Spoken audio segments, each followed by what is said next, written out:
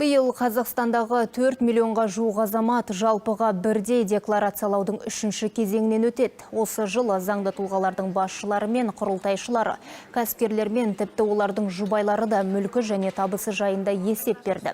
Ал азаматтардың қалған санаттары мәліметін 2025-те тапсыратын болады. Осылайша 13 миллионнан астам қазақстандықтың табысы мен шығысы жөніндегі ақпарат бақылауға алынуы мүмкін.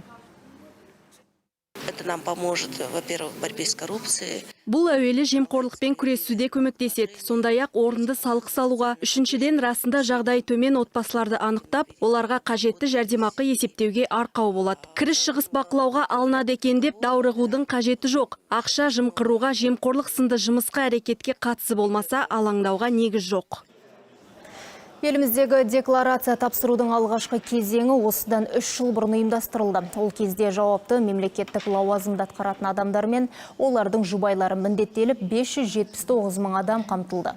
Ал екінші кезеңде, яғни былтыр мемлекеттік мекемелердің жұмыскерлері, квази мемлекеттік сектор субъектілерінің жұмыскерлері мен олардың жұбайы тапсырып, жалпы 2 миллионнан астам азамат декларациялаудан өткен еді. Бүгінде құзырлы органдар мен мамандар бұл науқанның маңызы мен мақсатын түсіндіру бойынша жұмыстарды іске асыруда.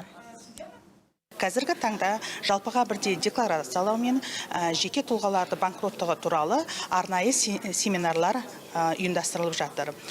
Бұл жан-жақты біздің қызметкерлерге және сонның қызметкерлеріне, қарызсыз қоғамның қызметкерлеріне жан-жақты түсіндірме жұмыстар жүргізіліп жатыр.